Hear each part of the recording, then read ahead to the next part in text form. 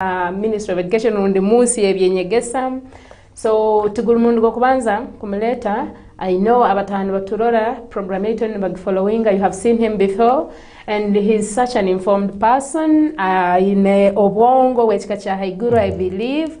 Ensonga zinyiza kubazaho in most cases tujja kubazaho hamo na mnyanwanga moti. Are very well versed with everything.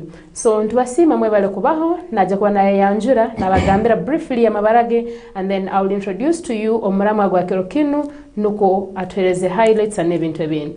Waitu amoti webaleyo rundi tukutangirira mu studios za Fort TV. Amina. We yanjule abantu bita barukurora obe yanjura amabaragaho briefly and then we shall go on.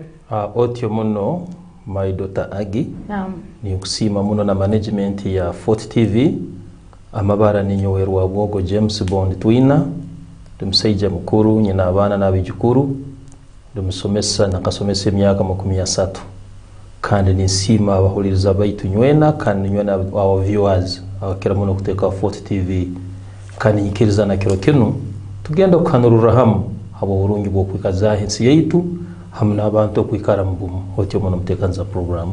Okay. Abe yanjulire and it is very unprofessional tikikwikirizibwa umuntu akwamazikwe baza kwongero kambaza yabagambire nuko bakumweta bati. It depends anyway. No. Nike yabagambe bagambire barale nirieri kino nikyo kino that is it. So wait until kutangira mu studios za Fort TV ngokombere kutangirire and abakutura inywena aheru. Today's topic tujja kubazaho ekintu ekibarukweta domestic violence mu rujungu mu rutoro ekitwakwesere obutabanguko mu maka. Yes, obutabanguko mu maka bweyongire kandi bubayireho buroho nitunihira nibukyabaho habwe nsonga kakube bimwe bisemeri korwa bibatakozerwe mpaka ekintu ekyo nikijja koraki kisobara kugumezamu. So tujja kubazaho domestic violence kiki na maybe later on amoto barama kutugambira domestic violence no chetegereza ota. Nkoko kisoborolire mu rulimi orunyakitara nubwo obutabanguko bwa maka. Kandi obutabanguko bwa maka buno habwange nindora nti haruho bwa obukyaruhu kandi obutakabaire kukwaho nintekereza kusikira enkora yensi nkore kusana ikisana ruhanga twire embabazi zo kuomera nabo obutabanguko tulikale nabo kuyaho omuntu ayegesebwe nguburoho huwenka omuntu ayetereho avenue rundi omulingo ugwarabwe tantaramu otherwise nyonde museja makuru kuruganiza akasanga obutanguko bwa maka na butwa burando ntukora kusanga na sazi no bucyaro kandi sazi no nusobora kuba bwingi habwe nsonga. About 30 years back, we were about 10 million hano mu Uganda. And that we are estimated to be 50 million don tunihira kubara kwa next year. So nambera abantu bakoyongera kuba bayingi, bakoyongera kukanya, nebizibu kongera bukaba bingi, ebukuletereza kukanya kwa abantu no butabanguko bwa maka. Nabo nubuyongera kubaho kuyaho ekitwina kukora itwe abikazi nuko kubumanyira twetegereze n'ubuleto waki kandi tuteho uburyo bwo kutukusobora ngo turansobora kugwetantara tugwetantare witumutekanza program. Okay, amote abanatlenga kutusoborora obutabanguko mu makarundo. What is domestic violence? Kandi obutabanguko buno physical or something ko kwale nasobora, that is a definition. Then I'll come in amote ngo kutusoborolire ninza kwiza nyonge nkagoze ebindi. So ngo kwagambire obutabanguko huwa kabusangaho bukyaroho Nagamba nanihira mbu God has given us the grace to move on with them. So to me, like kwa gambire ya domestic violence, it is both physical, so kuba psychological, physical, and even social. Yes. Umuntu no mikaho rundi no muletera oso kumutazo so kumukolekira kumutabijura mentally, physically omutaize rundi mu mulingo even emotional. Amote agambira even emotional. So amote nagondeze kwetegereza naba kuturora aheru kuno bagondeze kwetegereza bintuki ebyo kunihira ngu ensonga yo kugambe kabero he cyaro he so kuguma bintuke ebyo kunihira bisobora kuba nibireta obutabanguko mumaka. What fuels domestic violence? Kibintu kye byakiziremu n'okuleta obutabanguko mumaka. What fuels domestic violence? Nk'uku tutayisana enkula etukuramu. Yeah. Hakukuba eitwe mu psychology of education tugamba nti what determines the intelligence of a person ekyo kubanza environment y'omuntu nge yakuliremu rundi heredity ebintu ebyo gweterani obutabanguko bw'omumaka nobara eka ebanza kuteekwaho omusajja n'omukazi. Omusajja akakura wenka mu environment ye n'omukazi yakura mu environment ye kyonka habaho ekintu ekyabateeraniza. So ebimwarabiremu enyuma n'ebimwakuliremu buli muntu w'ebyo nkokwina buli muntu ayina obwakaiso bwe nkuyakuzire nankokuyeyizire hata mukwijja mukabahamu kwijja kora mwaharmonizinga your relationship haina kubaho kutekeranganizana haina kubaho kutetegerezangana haina kubaho fact though you kumanya nayo okitina abundi abaho nokubihangana ebisuba kakuba I will give you an example kakuba buli mwana buharo ogenzere kuswerwa kandi ozaire abana bawo bana kyonko omusajja okwetaga kuswera tokwetaga akimanyi okamubiyabia ngomana ngenye utikazaraga na mwana kyonko eventually amazire kumara hamwe emyaka 2-3 akayetegereza gwina abana bawo bandi hati ekyo kujja kwa kisoborera omusajja ekyetegereza it will take well nobo mutalibanize psychologically kandi emotionally naso kwetwaza malingo gutali burungi kandi eventually asokubagamu na physical touch nakole kintu ekitali kirungi. Why would a person hide the kids? Well, people have got different reasons because some men abasajja bandi nobukubuzira omwana wawo eke kalema kyonko kachwa mukuswerwa hantandi abasajja bana agamba omwana wawo musigo wanyu kyonka talikwenda kwikara kyonka inataga kuzala mundu oyikale nawe kyonko talikweta kumanya ko omwana. Those men are there and there are very many factors.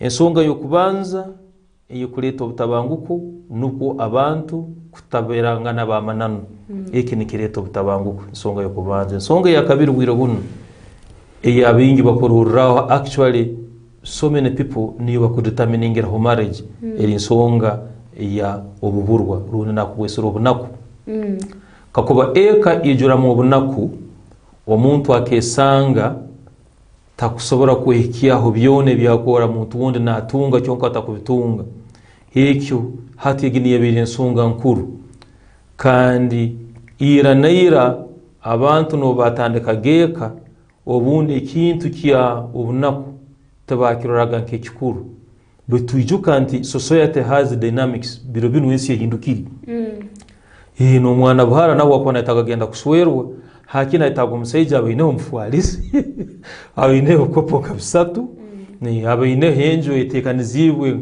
enka studio yawe enu nawe omwana atunge the first impression erukoleka ngo omuntu arakugenda kuntwara at least for the start ni muraro an element y'obujunanizibu enamberali hati ekyo ara abantu abandi I will give you an example. There was a poor man about 35. I was a young man actually. Nkabanye n'emyaka nka 19-20 hari omusajja omwe akenda kuswera kyonka almunaku hati yapanga n'abantu abikazi abakabanekara nabo yagamba ngo omukazi oningenda kumuleta kyonka tinyina mufwalisi tinyina safulia tinyina na bintu byokozesa bityoka nyine mpona yetaga omukazi ikale hao hati yapanga n'abantu abikazi n'abanyabuzali ngo mundani mara kumuleta omurano muntangira so mungambira nyo na mukazi wange ngo ngo bobino ruga hano no genda kuosaijo bizerege bakwiba enji yona bagyomya twakusigira mufwalisi twakusigira kikopo so akazane ke Nigeria ki kandi eventually to a certain extent ikyakora baitu ijuka ati ekintu kyono nkyakutandika kiri kichupuli of course cyogara kirugari kizoka nikyetegerezibu so umukazi yamazire kwikara hakiara okumara akasumi of course yanywana nabakazi bagenzi bi uyatunga information umushaje tubakamuibaga itorenda kaba amazire kuije kandi of course umukazi atwire nenda takyarugamu baitu they got people who guided them bayerekana omusajja kyokukora baitu bagira batandika ikayabaho. So that one iki nikireeta obutabanguko obwingi omu maka. Ensonga endi fact manyiro obutabanguko mu maka nibwo affecting abantu b'emiringo esatu. Nibwo affecting onyina bwenge aino mulingo bambi akutalabanizibwa ngere akutabangu fact bahuwa atabamutabangura muno kukira abantu abandi bona. Halimu abana hari abana kusanga hubu obutabanguko bw'omu maka bidawe n'obutitegeranganiza bw'abazaire usanga abana huba biri more affected kukira abantu abandi. Then hariho naitwa abasaija omulingo obutabanguko buno butabangu otalisanga tangana omusaija narubata muhanda nabaza wenko kamweta muraro ari abasaija kandi omusaija natabijuka muno nkokunuwe arukuherezeka in terms of all the needs, family needs at home. Obwakugira ekintu ekyamtabijura nja kwa scenario yabiro about 1.5 months ago around here. Seja kana avuga pikipiki naruga musafwali yayikasamu ya pikipiki yatomerwa motoka unfortunately omuseja yamuitiraho on spot.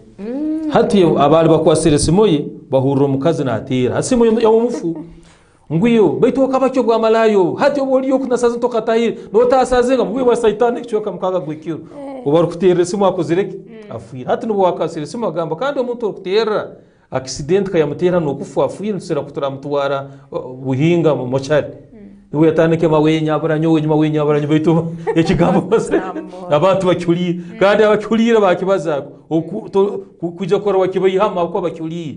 So abasaija bo entabijuka yabindi first of all psychologically nja kwecyo round itu mu basomesa last year research ekoleka ngo akafu abasomesa abakwingora mbikumbisatu hano mu Uganda wonga bakora research bayetegereze bintu kintu kikwitwa abasomesa basanga ngo abasomesa abo nabayikara baina kibakweta psychological torture stress bayikara batabijukiri kandi research yange yoleka ngwinyo abakazi omutabijuka omukungana mukatoka mukesalinga mukakoraki there is a level of healing that you undergo. Sometimes you are a little bit okay.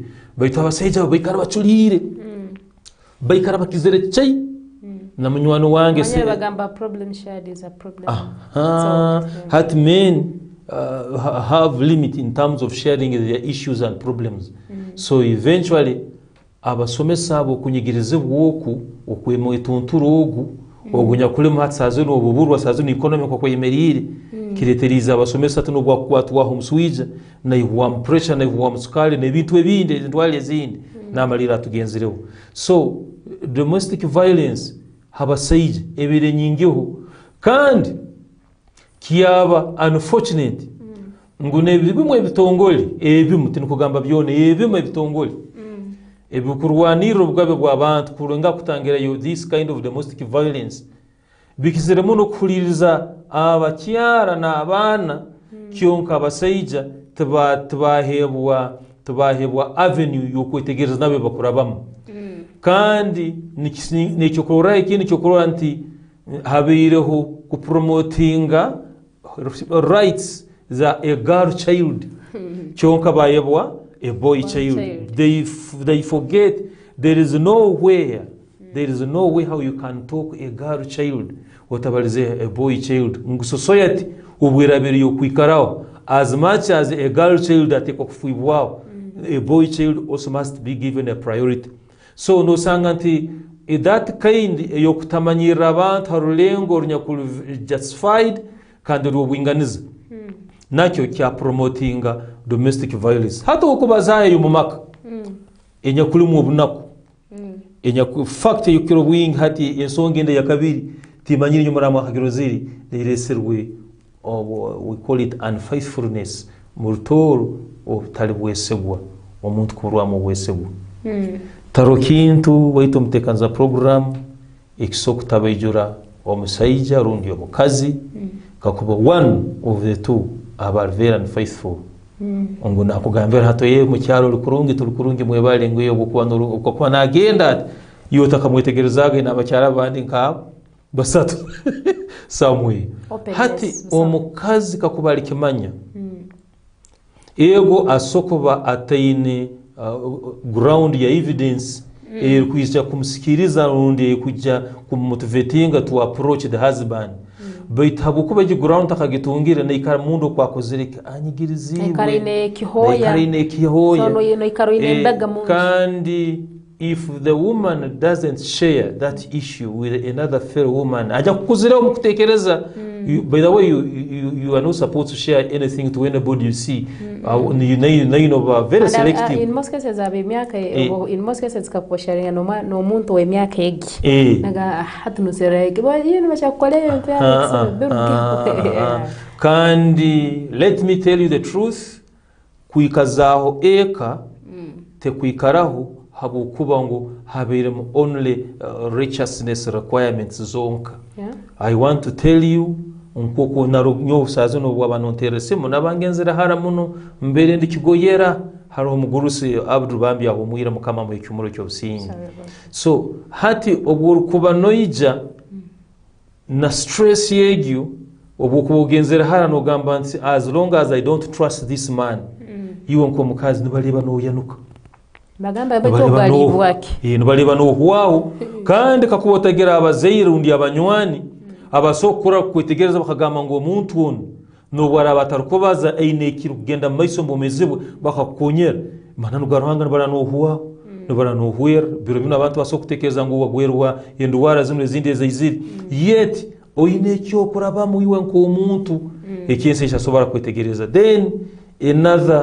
another form of domestic violence nyakwizera maka biro bino enu mpya katuku amabanja so financial actually I was happy when I heard His Excellency the President oyamazire kifuna ngo hati abantu bayina kukubasibirwe hakuba arona loni izinu izaba money lenders kantora betantara kuba it is the economy that defines the way how you are supposed to live akwa to sokwetantara mabanja no kuno sanot obe bishop obwa ababanja to sogetantara paka no mariro rukozere kyortwe hati amabanja I met one of them akabaina multiple loans zimwetoreire cyonka she had resorted yagamba atadikenda akora kwejo na mabanja gano nko kwa bana bange tendi kwenda bantalibanizi lekanyongende nyayite na mugambo otekerize kubi muno kanyanyica kano buraze ndukugenda mukanso gendo yigaruke mutekerize kubi muno na mukaguza ntobo kwa government ya Uganda ina na currency cent ina sente nkuru nempia ko barana basobora gitonga uwa yuba takutonga factor lenga kumotivatinga na mugara mwamani yes kumukansolinga bana so na mukansolingire no manya bano abantu abakubanja kira muno ba manele I think people have suffered a lot of stress with them who barukuija there is a way they demand them I think at one time compared to the way the banks demand them ngisana abantu bano bene a lot of force they come with hati ngisana kigumiro muntu wachanya kuhiro at one time in one of the schools where he was they came for a teacher I saw a teacher. It was not even a financial institution. Money lenda nkarora nibateka umusomesa bino nomusirukali bamuteka motoka. But I felt very bad, assuming that the husband rundi kuwa mukiyarugu abana be bana basoma mu isomero bakareba mama we bamuteka motoka bwekintu iki. So ati omwana that kind of psychological torture kori ya murugamo. So nabo ikimtekanza program. Ebintu ebrukuletereza domestic violence mumaka vingi muno. So I think kuongereza kina old phrases like mbo omuntu akubene financial stress mubwariza muka taine sente taineki already bank sibire ne mahambi abamane lenders ne bamahambi obwana nahikamuka no gambe somero bambingire fees obwana nahikamuka no mugamba titwine cyo kulya kinna ekintu kyone kera maraba muliso nahikana kitere ekintu kyone kera maraba muliso nabanaenda kwereza ekiniga ekeine ekyabira tasobora kwereza ha muntu ole anyakozereke umuntu ole anyakumukwasiro ati my daughter nyoni nyenda bahabuli uruhanga ibale kubahamaka bayito musabe muno hakuye bitawo byone birukwera Bible Quran na Biblia byona nibyegesa okugumisiriza nibyegesa okugonza nibyegesa okwetegerezangana habokuba ekiwaliitiki I'm imagining omuntu abira aheru woku abamanalenda bamustressingire kandi nyenda kubira obunano kakuba otaletungira obusinge mukayawe. By the way, if you don't create an environment of peace within your own home, ngobora rwo kwensi yakutiro karugwo kuba kubihizo karugwo ko talibaini ngo obusinge bora no hikano gamante ndatamu kamfuno obusinge cyonko bwa hekamuka wasanota hiro bwingira bwabanyagi. That one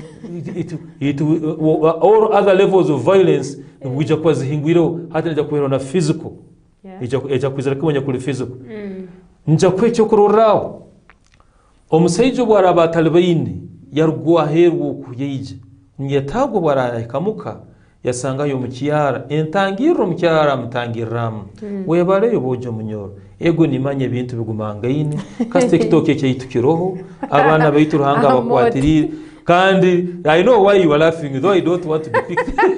Amod, no, I want to ask. Hey, you yes you ask. Hey. I'm just looking at tu wale wait Amod. Amod umuntu onanya kuina stress. Neki room tagine kulirize bintu byo kumugambira. Nicho kugambire my daughter whether you like it or not there are some issues that are in society God designed them.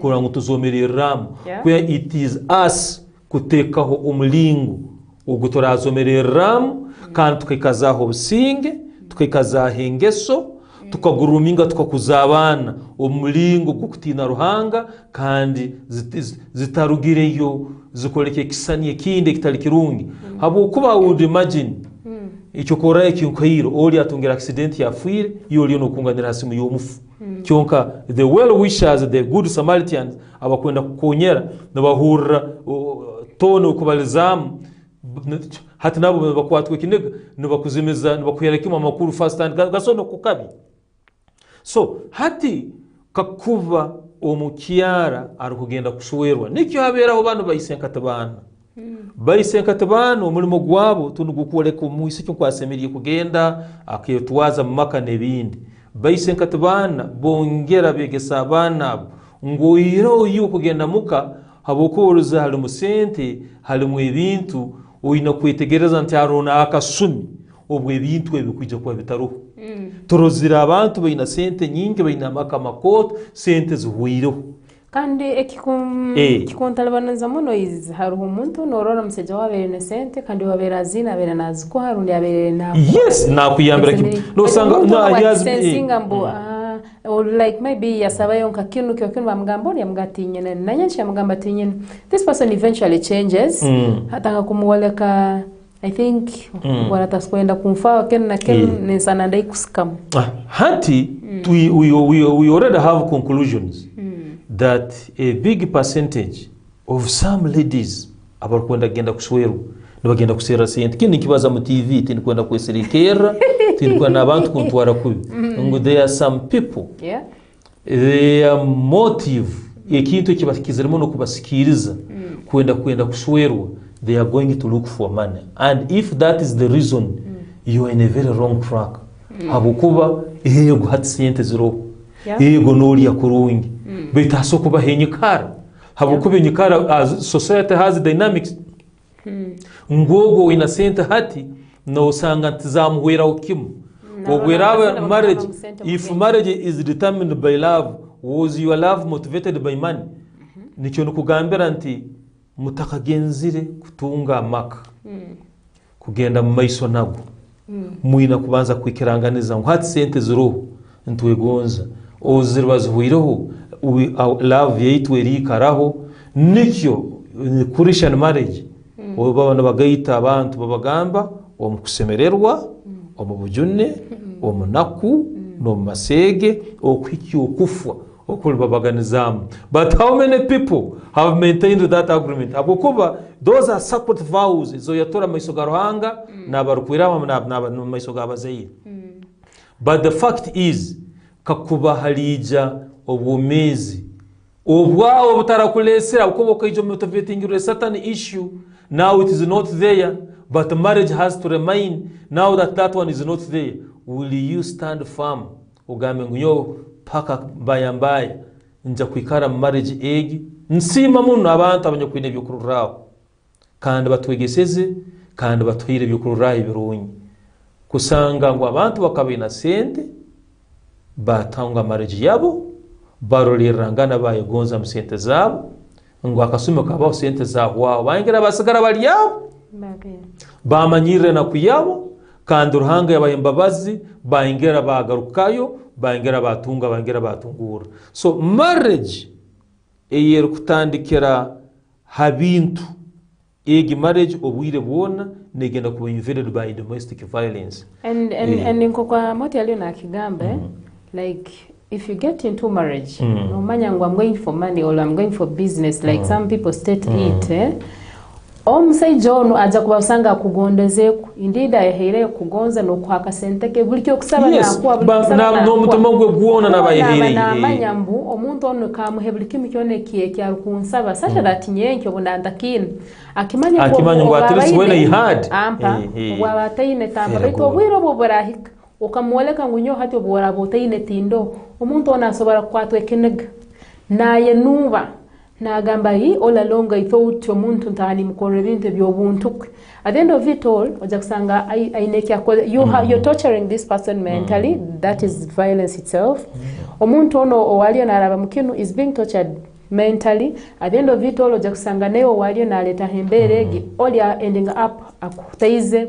so you'll end up getting physical violence akutaize rundi akozere kintu kyona so nikyamoti aliyo nagamba before you get into this marriage first look at your partner ubwaraba ine mugonze huwe nkomuntu do not fall in love with a person you don't love mugonzo omuntu okumanya omuntu ono nangonza nayo ni wabaza point nkuru muno mukama ko mugisabo je my daughter wabaza point nkuru muno yeah fall in love with a person otali genda mu agreement no making these vows with somebody naino kimanyara kimukuruga hansi yo mutama gwawe ngo omuntu ono worukwetaga kuswera to kumugonza kyonka no muswerwa oina a hidden agenda so awukuba such a hidden agendas ozigira of course actually there are dangers that I can say obuzukwika kasumi zitakozire nkoku iwo kabano nihera go kabano ija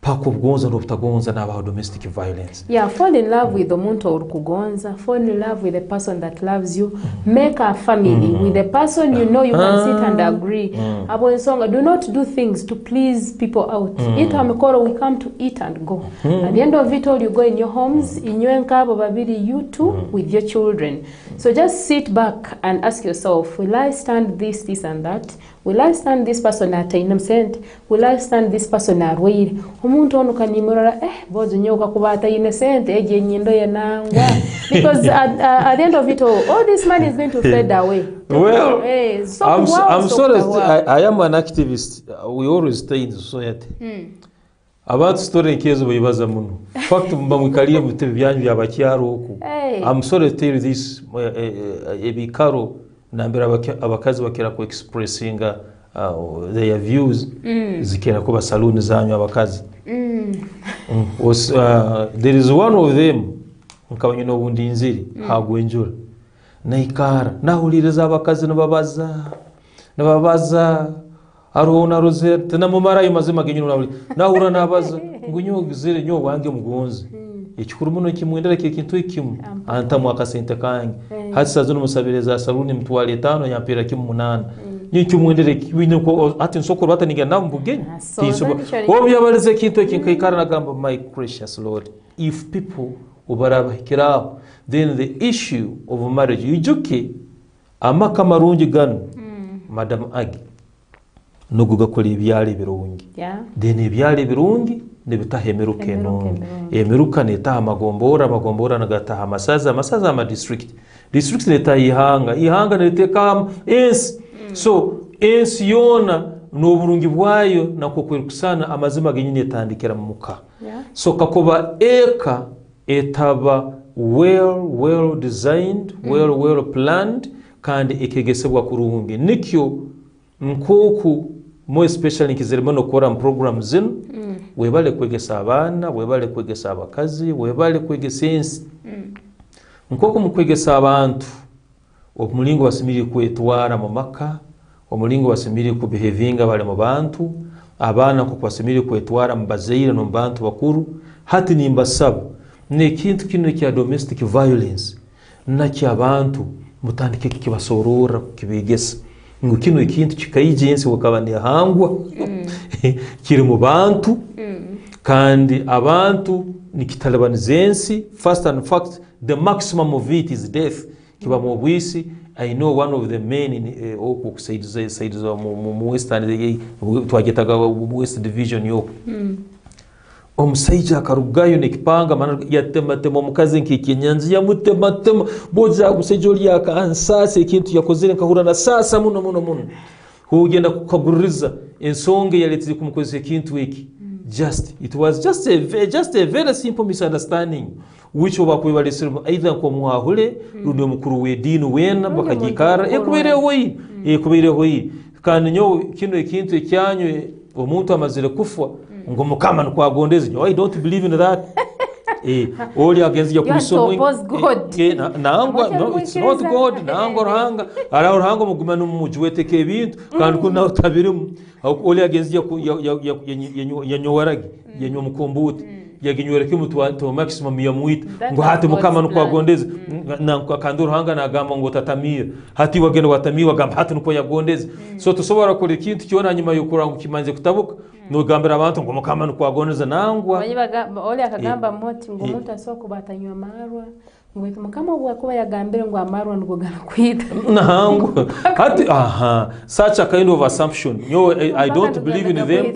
I tell people gwekireke no maro mwaka gona toganya but the other day no ganya mpaka nofa nuko mukama yagondeze ekyo mukisa mulungi nyo naiwe twemerira musingi gwo kutinda ruhanga naam ekintu ekyo kiba kintu kikuru muno obwoba no yegesa abana inyo mugeta madrasa ito tugeta Sunday school children's church abana tubegesa kutinda ruhanga kandi ebintu byone bya ruhanga yabalizi ebiru kumubihiza ebyatakwitaga abantu bakore bakora abana abo tubibegesa nuko omwana akora akimanyire kandi ito byandikwe nibigamba ngo yegesa omwana cyali muto byone byasemirire kumanya ngo nobwale bakuzire bintu ebyo correct tibiri mu rugamu so hati omuntu kakuba akora the opposite of what God expects of him okongera akagira nambere cyo kagamba ngo ruhanga nuko agondeze hati kale osokutangana omuntu atamiro gamba we ruhanga nuko yagondeza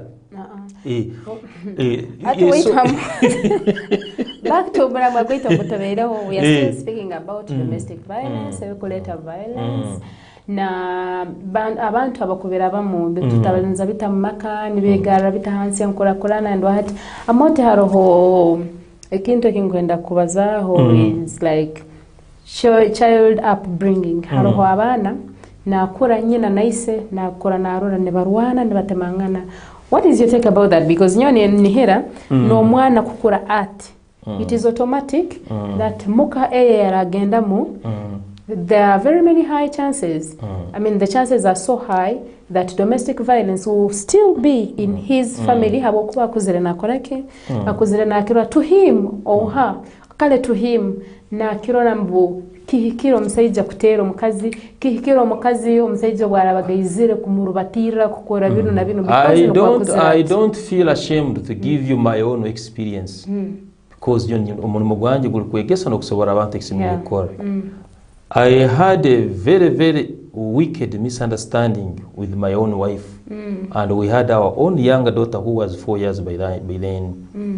So ebintu ebya mama we yaroraga nabaza nakora omwana gwa cyali muto byamubihiza kandi omwana gwe yanoba nyina yamunobera ko kimu hati nasigaranye no mugugu gwo kwegesa omwana gwo kumuleka nti omuntu warukuzanira habwongo nagaruka no byahandikiro cyo ngambire omusingi gwo kutina ruhanga nayegesa omwana gwo nagamba nti byahandikiro nibigamba ngo hiso na nyoko obatinegi nukwebiro byawo bebingi namugamba okuomera kwawo turukuja kusikira kutina nyoda do wawo wenka mpaka na mama wawo nkateka mu mwana omutema gwo kugonza mama we ngatazi witoko right now nagonza muno nyina kukira onda nyo but I scored. I thank God because I scored. But now I think you are good. abana banu abarukorana numukungana abana banu abarukorana numutirangana abana banu abarukorana numuherangana abana banu abarukorana numujumangana akasumi okole bakahiki omwana ogwo mojo balichwamu akatera omuntu wundi yagamba na ragadari na atera mami.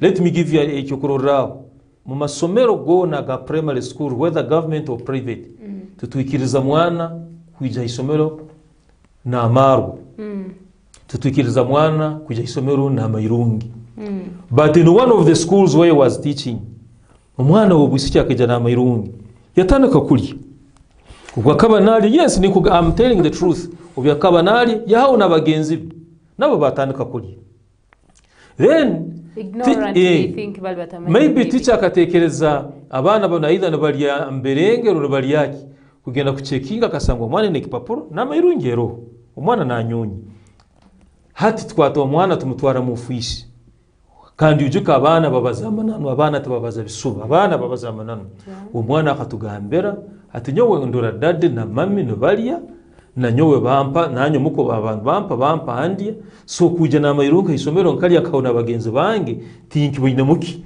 buzibu twazwanza kemu ngo mwana ataina musango na kama so eventually twagaruka kyanyu guidance and counseling twatandika kole ko mwana ekyasemiri ukora then itu abasomesa we have experience mbere musomesa kumali emyaka 30 at one time omwana onde akaija bunu bacha kama anganye ni munaziro ntagasangeho gaizira mulembe gwanyu guno gano amaru agobuvera gano agobuvera mwana akaja na box yona kabisera abantu gaba agobuvera gati omwana nawo muisiki kubishesera na box yona ya marwa abana banywa mu class muisiki abana banywa hati abana oma basomesa agenda kutam class akora class yona nenunka amaru na muhara wange no hakabali nasoma hatugamba nangu arekero nyo wanga atanywa uko akamanyire yisomero hondo bwaranywa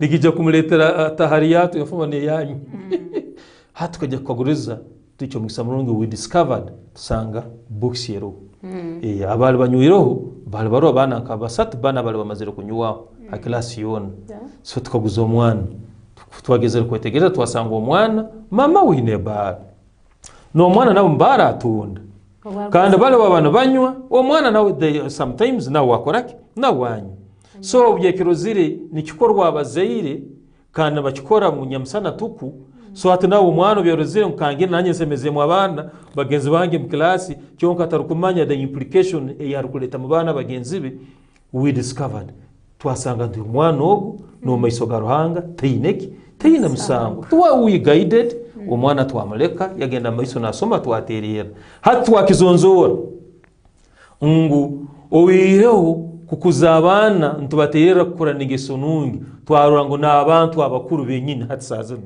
nibetaga kwegesebwa nibetaga ku nawe kingambire mbu akakiha enyuma oku very good so hatu no sanga no muntu mukuru wono warukolero no mwana hati nawo bambi rosanga maybe nicyo kugambire what determines the intelligence of any person is the environment and heredity ebintu ebibiri ebintu byo bugweterana ebitugweterangana mu ngeso no mitwalize hamuna koko ebintu ebitukuzire tukora nturora mukichweka na betukuliri ebi ni bikushepinga omuntu aidha kuba muntu wa mugaso wa amani rundi kuba muntu kuba kintu kindi kandi kikusobana kwa nikemura.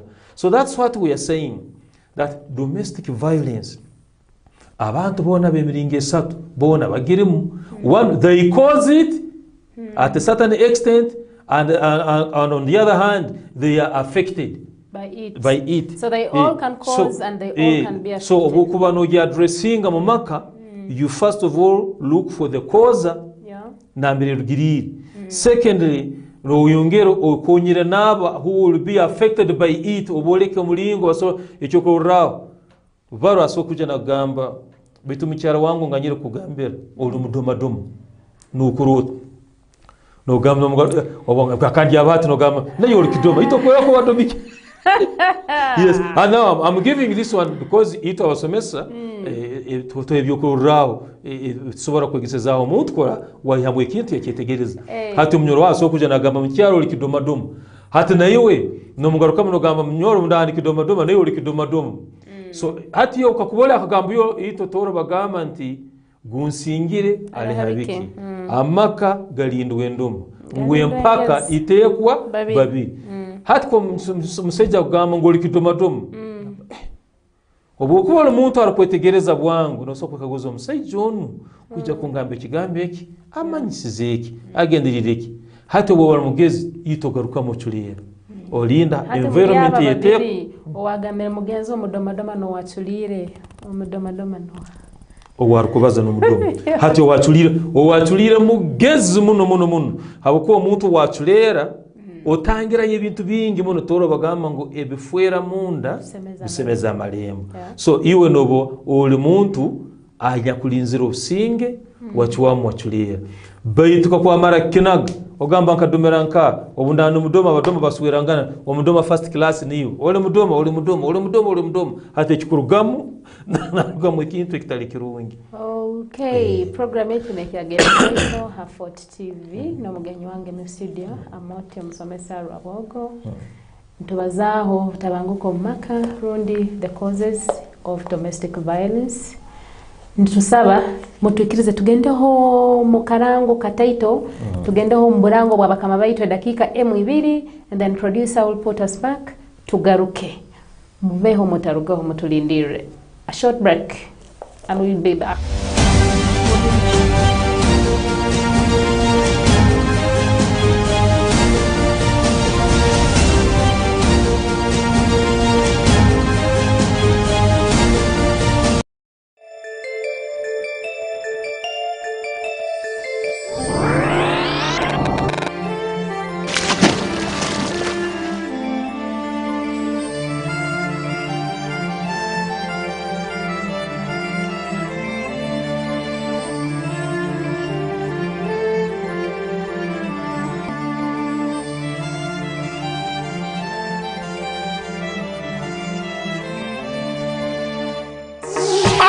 Muhanji na kutusako Comedy Store Ijo seke Hota ferwa Abakomediya zini abazini Nka Ariane Skinny Mesa Tsamakura Spice Diana Ray G MC Mariachi Madrachan Chico Maulana Andrain DJ Mpamire Kachaina DJ Rora DJ Bash Ba MC Ya Alex Muhanji ne Karera Hota ferwa Comedy Store Habu Hinga Stadium November nga 11 okuyingira omutwalo gumu emitwalo 5 ba VIP emeza mitwalo 3 Big Truth wako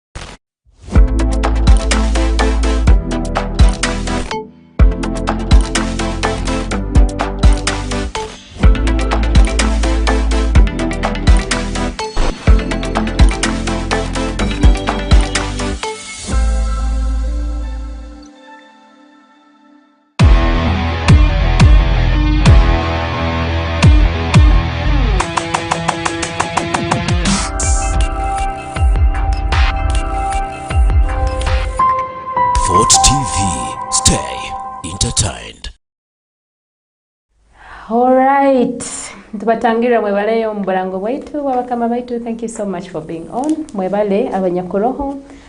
Those who are watching, those who are streaming live, thank you so much for watching us. Mumai sound tuja kufuna dakika omurundi 2 and we check out for those people who have been there following us, commenting, and we shall give you their minds or their thoughts about what you're talking about. Wait a moment to with domestic violence. Niye tulesera hano.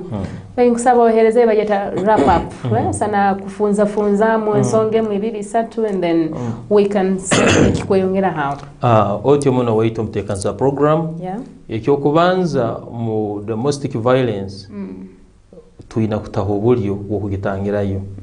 Kandi omulingo gwonko gusobora gitangirayo iyo wenyinya rugitangatangana niwe semire kuba solution yokubanza. Yeah. You should always be able to encourage yourself. Hakuba ebintu bikwijja kwanda maininga kukugara enyuma kukufole kitaro kugasa. Yeah. Kukoleka you made a very wrong decision. Ebi bijja kubaho kuba bikabaho biro kandi bijja kwikaraho. But you should develop your own personal encouragement or government kino bukera bakebeiro mukameja kuntera obulyo saidian runinja korante koranke mazidi. Yeah.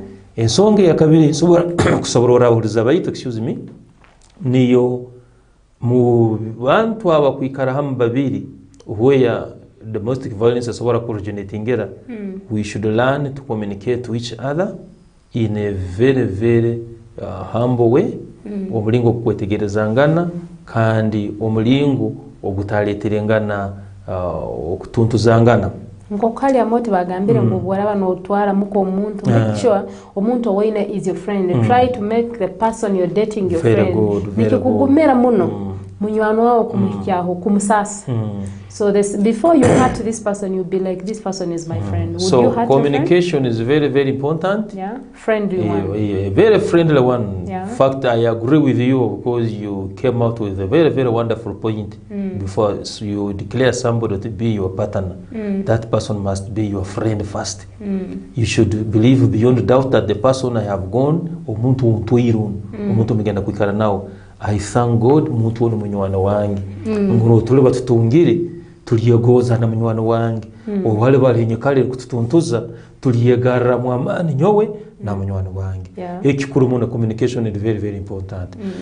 Ekintu ekyakasatu tutunge byokururaho ebyamaka amasinguzi. Hubo tubarole kurungi. Abukuba sometimes we think ngo abantu batutarwana abantu basoso imyangana, abantu batutarwana bakungana, abantu batutarwana bagenda hamu kurungi tubina nsonga. Sometimes we believe those people don't have problems in their homes. Yet in that sense they have. Very good. They have. Yeah. They have.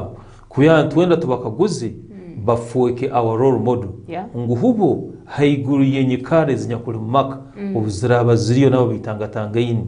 Eki bakonyire kora bazisingora kandi bazirabamu kikitubegereho kandi omuntu wena ayegera hali mutahiwo. That's what we call incidental learning in education. So urole ogu nawe omwegereho. Then ekintu ekirukirayo obukuru ekisobora kulindeka kandi kikamaraho domestic violence mu maka nobwo itwe obutorachwamu kucreatinga environment itwenka mu maka gaitu tukagiemereza hamusingi ogukutina ruhanga. My daughter, it is very true. In fact, the Bible negesa that is Psalms 34 verse 19. Good people suffer many troubles, but the Lord delivers them out of them all. Ngo abantu abarungi bona batangatangana kandi babona ebintu bingi muno. Beitu byona bukwa baramusingi okutina ruhanga babasinguza byona babirabamu kandi basigara bali basinguza. So ekintu kyokutina ruhanga tukamwebembeza omu maka gaitu nikija kumaraho this kind of domestic violence. Then ekyokumalira ekinsobora kugambira wito mutekanza program koko bino byano twao nikyo ekyabantu okweberagangana bamanano. Nyowe no kuba nkutungire ngenda kutwara kuba my life partner. Ngina kubera wa mnano kukugambira how I stand financially. And how I work to get it. Kakuboye sanga nti indeed you have loved me and you can survive with me with what I have. There we have to go on. Kyonkubora norangu iwo your expectations tozindo ziremu mbera wa mananu ongambire ngo baitu nyowe nakwe ni kwenda bete chikuru muno nyonye bembeza sente hati mpote ina sente orandorere zake nanye njya kwanta go ahead ngendo usere your level mukikaro cyo kuija nkikara mwetunturu kandi abandi bamalira bakozira ensobe zino ensobe zo kuru umuntu agenzere kuiba omuntu agenzera mu mabanja actually nibikubalettereza ibintu ebi akwa natina umuntu ono atamurora rugire mu state eyamusangire kandi that inside competition yokole ko umuntu you can manage yet there is a way how you are living and you have to improve slowly. It's very bad. So be sincere. Faking life. Very good. Actually it is a counterfeit peace. When you believe in a counterfeit peace, inguno abantu bakora nkanya koro hino busingi nikisana kukora ubgenyi okalibanje okagura sutu ya milioni 3 cyonki yo mwezi buri kiro tubagane mutwara 3 cyonka isutu okalibanje muloni ya milioni 3 bagura sutu wazoka koronye mbugenyi hati ubgenyi buhuyi bakama ba sente n'abazenda kandi sutu wege yo guze milioni 3 has lost value now to no so kigusa milioni 3 akajugura so that life nija kutalabaniza. That's why understand each other. Kandi ongera kuterera bona abatakatahire mu these kind of relationships where you expect domestic violence as a must. Carry out research, please. Dora mutahe wawe mutaka genzira mu these sacred vows mukayirahera mubanze munanulengana mwetegereze sengana mugambire ngana buri muntu ayitegereze ngo no bwaraba I like these women omunyoro wange no bwaraba atayini kuruga hansi yo mutema gwange na ruhanga kimanyire ni mugonza I like those ladies nguno babahikira akasumi omusinjo guyatandikireho nugumuleka na you can sustain that relationship yet there are others obo akurora no munje ibintu byahwama ayirora karagamba muno ati tugambiro yizire kugamenjuro yizire rundi yizire bigenderwa bindi nagamba nyo hanuna so kufuna haka good life akandu kwenda bito wakora kakendera nagamba naga hano sana nyeyi and it is very bad. Secondly kintu kimuna kwegesa abantu ikindi hakuba I have carried out research it is being taught abukuba nkaba ninkora research hakyamyo kimweta mugeta tarak ebola yo handikira umuntu wano mazire kuwakana nawo talak mugeta talak I carried out research. Somebody explained to me yangama ngo nayo kuja kura what you would call the Christians would call it divorce but with the Muslims but in Christian marriage there is no divorce, to be sincere to but you. But it is there motive. Except of people course have when been going there when it becomes too toxic at your level omuzigiti ngusoko bayamba ngubakora but it at our level when you find yourself you cannot manage anything you go to court ati nicyo turi ntugamba but church yaba yesobora kwemera hagamba bakaje official bagamba nko kutwabateranize twabaganize mu church kititahayi no mukelezia everywhere it is not there but nyowa moti like we are speaking about domestic violence ko kalinyo gambirege I would say with domestic violence first read the signs read the signs omuntu ono wara kujyaho torture on something will always show you signs will always come read those signs ngoko gambirege omuntu ayege ku kinda move on step out habako with domestic violence ngoko like ogambirege mboto kwikiririza mu kama no kwagondeza at the end of it all these people are married bal married all aje kuruga hite mugenzuwe nuko bagambira ngo nuko mukama agondeza ati runde nango so nabya would also say ekya mukama agondeza cyo talikiongera no kibaza nati when you see we're not even saying if it's too much as long as you read signs of violence as long as you read signs of torture please learn to believe in yourself, encourage yourself ngo kwagambira and step maybe ekyo kumalire kibere kigebera na kijuka mutakatungire ngana nko museje no mukazi you also study nature study nature so that you can be guided by nature. I will give you an example. You cannot be 25 you are a man and you marry a woman of 40 and you expect that marriage to be, it cannot be sustainable. Age is just a number. What is that? No. First of all, the person of 45 you are seeing as an angel. In the future, you will see her as a devil. And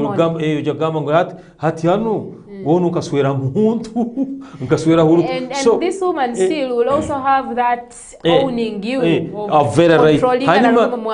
Kandi ono mukayikuru wakora emyaka mukuzire wakora harubaje akara yiba acyalo muto nawo nagaininga cyora kagamba that kind it is also counterfeit confidence. Whether you like it or not, as long as there are very young ladies around, that younger man will be forced to leave the mukayikuru to go and look his age. So nikyo kugamba nti nakyo abantu nakyo bena kistadinga you study nature.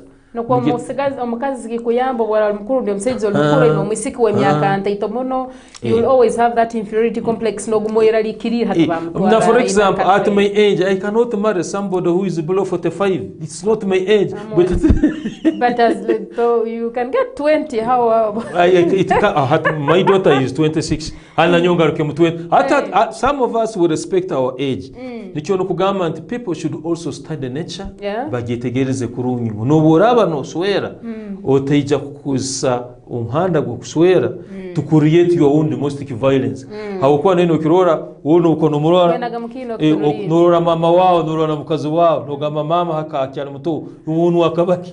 So that kind of situation na inoge tatana no cyatandika nikyo abaganda bagire ikigambo cyabo ngo aswera abuza n'abatora naito aswera akaguza kakubwa omukazi biro bininyo abakazi mwina nkoko mwesigire mwine ebintu bimwekozire dosanga omukazi we myaka 5 nazo kanko emyaka 3 but ekibagambira ngo buswero ukaguza actually my pastor has that story ngo ahero kumbajungu kwakurura omukazi okamurura street na rubato kagamba ono mukazi wa amani okamalira muswiri obwaligenda mukakatanka kwepangura nubo letegereza ngo abantu bakaguza abuko bajya kwa nayo kamaina marungi arabanzaga yagateke hali arabayina amahips arugmarga kwata abanzaga yagateke hali obinorole mukone nungi arabanza byabiteke hali hate boli murora atene bine byatekera ebinyo kule artificial orgama mawe.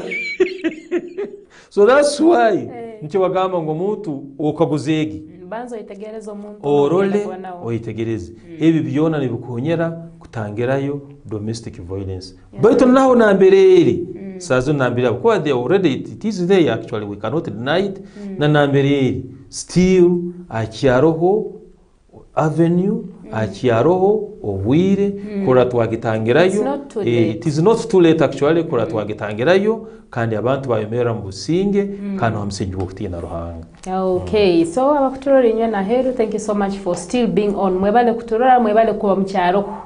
So nibagamba ngo obuwara no experiencing obutabanguko maka torture, that violence we are talking about, it's not too late. Obwira bukyali you can kwesera bakweta no sobara kwezora no emanyira no gamba bitukimo we chenchuli wenko irole. Where do I deserve this? Look at yourself. No one deserves to be tortured. No one deserves that violence. Buli muntu naetaga kuba mbomezi oburungi kandi buli muntu naetaga mutahiwe. So ntugamba mbo obwera arora embere genya kuro baza no muntu warukukeraho. Baza no muntu mukotagambira buli oma kuba bamu just baro kubaza nundu no kuseka just. Roro muntu osobora kubaza naka kugaidinga, roro muntu osobora kubaza nawe akikalizo muntu wakora bya mwekyo, obukera bakisobokere will help you through and your marriage will get on. But oboranura nabo tikisobokere. We are not saying we are breaking people's homes. We are saying it is not good for you to be tortured or to be in that relationship that are healthy. The decision and the choice is always yours. Ito ntubatule hanuna to guide you or maybe kuhereza ideas. Kinu kirikiti giving you our minds. So we shall get online to answer torora ba viewers baitu ni bagambaki ababairoho ni batorora, and then later on tujagaruka and tumalirwe na mota aja kuba natugambira rundi na aja kuba naturaga mpora. So we shall get online turoleyo Rita Hugs. Rita Hugs on sana student wawe nakaguza mbuyo takumanya obo cyatera. So Brenda Perfect, thank you so much for always watching us. Nagamba Kitoko Coffee Spirit, I feel like tagging my friends. Don't tag them. Whatever tagging, you can take that time and then talk to them. We, mpora omuntu nairokoraki no bazana mu Burundi. Yes, indeed, omugenyo tuleserekero kinu I really wanted Amote to take his time and then talk about it all. So for those of you there, yes, that was the whole intention. On Brenda still agamid, but there is money first. Brenda akasente karugeo manama akasente nojeka waho. Always marry your best friend Rahima. Yes, that is very true. Rahima again agambire, these days there is no marriage at all. The way how I'm seeing people, no marriage is still there, or people need some marriage guidance. Marriage is there. Yeah, people yes, need to be guided. People need guidance. Yes, you're right. Money first, a poor man also.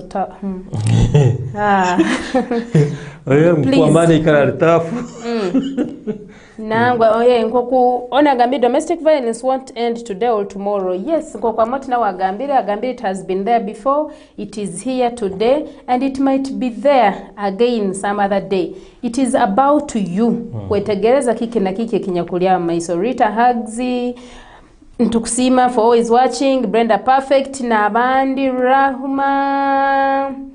Yo some comments. Nizikusekesa nkaba chalo bunaku rundi nakitweke guma ntuteka omune sera akasenta nkaja kutunaga hakiti hakukuba akasenta nukukalesera bizibu nkaha mu maka gaitu. So nja kusaba Amoti arage rundi, yes, arage abakuturora heroku in very few words, and then I'll come back and also give you my last word. Ni kusima muno Madam AGGIE, kani nsima muno na management ya Fort TV, kani nsima muno bona our viewers aba baturora, kandi abahanura hamna ito through those messages, kandi nyongera kuongera kugumya ensi na abantu itwena. However much domestic violence yeroho, we still have remedies. Ngo nsobora kugetantara, nsobora kugigumishereza, kandi tuongera ntwikazaho ikitinisa kieka, kandi tuongera ntwegesa abana okukura mu ngeso no munyekara yo kwetwaza kurungi obutwemerira musingi ogwo kutina Ruhanga. Mwebara barungi ikitinisa kigarukira Mukama. Okay, Amoti yabaragire na nyawa I would still say ntakarugire hambeho. I would encourage all believers abarukwikiriza mu buli muntu edinyawo mbere yo kwikirizamo. I would say let us all join our hearts to savire ense barukweta Palestine, to savire bagenzi baitu. They are going through a lot. The level of domestic violence which is there really. People in Palestine are not going through good times. To savire bagenzi baitu abanyakulyoku. Let us offer them in a prayer such that God's peace can reign in those two countries. Let us pray for them such that they can come together and get on table and talk about peace. Obusinge munsi ndibwetagisa kandi yokorakorana kubaho ensi ine kuba obusinge. Thank you so much for watching. Thank you so much for being there. Ninyowa Princess AGGIE Omurundi Ogundi kandi mpaka next Saturday. See you then. Bye-bye. Bye.